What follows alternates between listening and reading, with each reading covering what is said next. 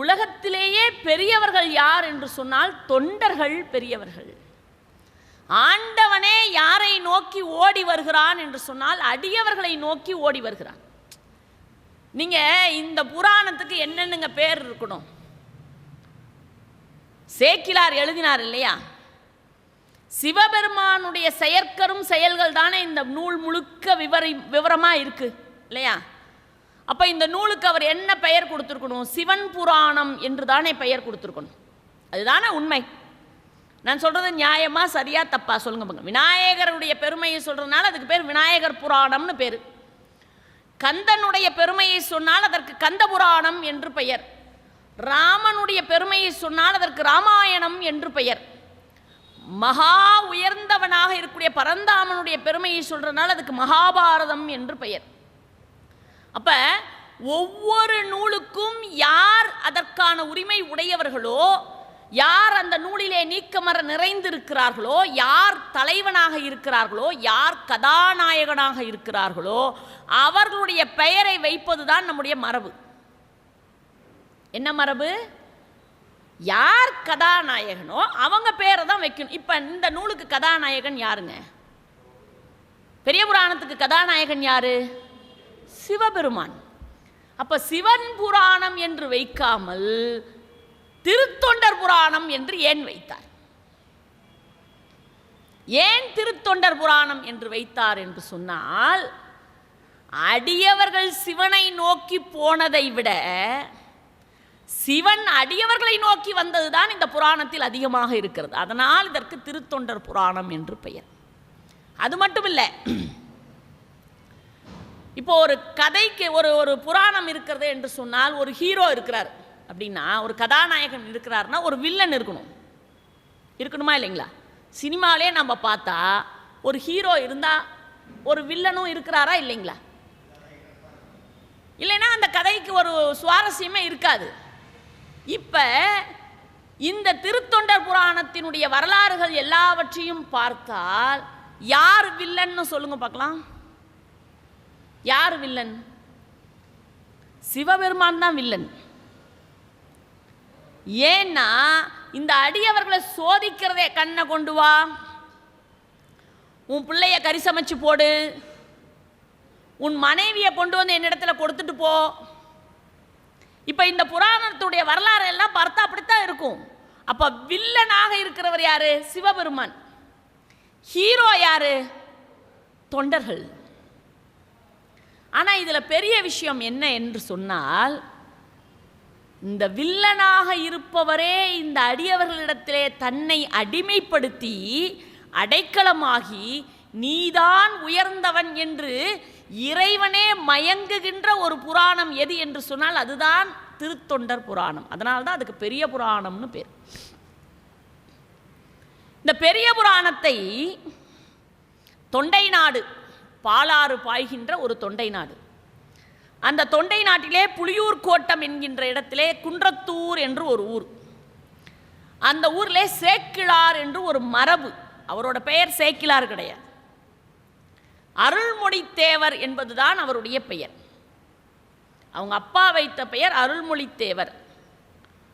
சேக்கிழார் அவருடைய குல மரபு, அந்த குலத்தின் பெயரைத்தான் அவருக்கு நாம் அழைக்கிறோம்.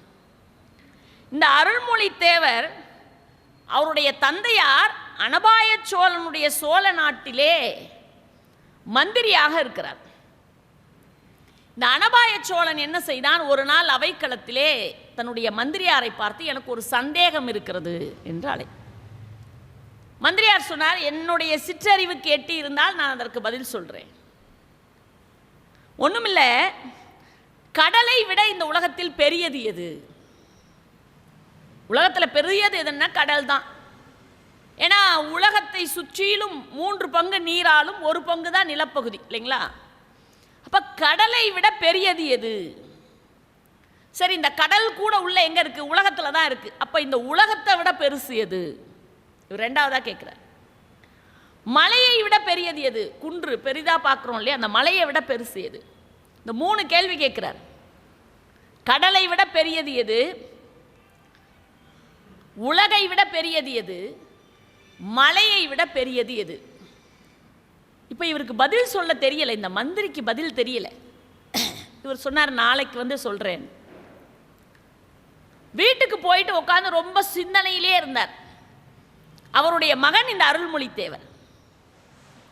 எப்பயுமே கருவிலே திருவுடையவர்கள், கடுகு சிறுத்தாலும் காரம் குறையாது, கீர்த்தி சிறிது மூர்த்தி சிறிதானாலும் கீர்த்தி பெரிது, இப்படியெல்லாம் நம்ம பெரியவங்க சொன்னதுக்கு காரணம், சிறுவர்களாக இருந்தாலும் ஞானிகள் உயர்ந்தவர்களாக இருப்பார். தன் தந்தையின் மன வருத்தத்தை பார்த்த இந்த குழந்தை அவங்க அப்பாட்ட போய் கேட்டது, ஏப்பா ரொம்ப கவலையாக இருக்கீங்க, என்ன விஷயம் சொல்லுங்க. இல்லைப்பா, அரசன் இன்றைக்கு அரசவையிலே ஒரு 3 சந்தேகம் கேட்டார். இந்த 3 சந்தேகத்துக்கும் என்ன பதில் சொல்றதுன்னு எனக்கு தெரியல. என்ன கேட்டார்? கடலை விட பெரியது எது? உலகை விட பெரியது எது? மலையை விட பெரியது எது என்று கேட்டார். உடனே அதற்கு அந்த அருள்மொழித்தேவர் சொன்ன, இது என்னப்பா ரொம்ப பெரிய விஷயமா? இது ஒன்றும் சாதாரண பதிலாச்சே, இதற்கான பதில் ரொம்ப எளிமையான பதிலாயிற்றே, என்னப்பா சொல்ற? உடனே ஒரு ஏடு எடுத்தார், எழுத்தாணி எடுத்தார். கடலை விட பெரியது எது? அதற்கு இவர் பதில் எழுதுகிறார். யாரு? அருள்மொழித்தேவர் பதில் எழுதுகிறார். பயன் தூக்கார் செய்த உதவி நயன் தூக்கின் நன்மை கடலின் பெரிது. யார்? வள்ளுவர் சொல்றார். பயனை எதிர்பாராமல் ஒருவர் உனக்கு உதவி செய்திருந்தால், நம்ம இப்பெல்லாம் எது ஒன்று ஒரு உதவி செஞ்சாலும் நம்ம என்ன எதிர்பார்க்குறோம்? நான் செஞ்சனே, அவங்க திருப்பி செஞ்சாங்களா? இதுதானே நம்மளுடைய வாழ்க்கை முறையாக இருக்குது.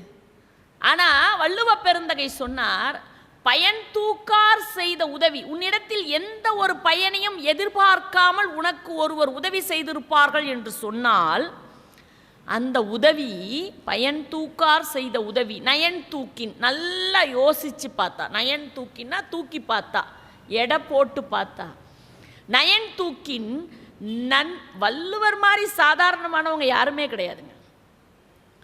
விரல் நீல குரல் படைத்த பரலொளி போன்ற தெள்ளு தமிழ் வள்ளுவனார் இருக்கிறாரே, ரொம்ப ஜாக்கிரதையா வார்த்தையப்படுவார். நன்மை கடலின் பெரிதுன்னார்.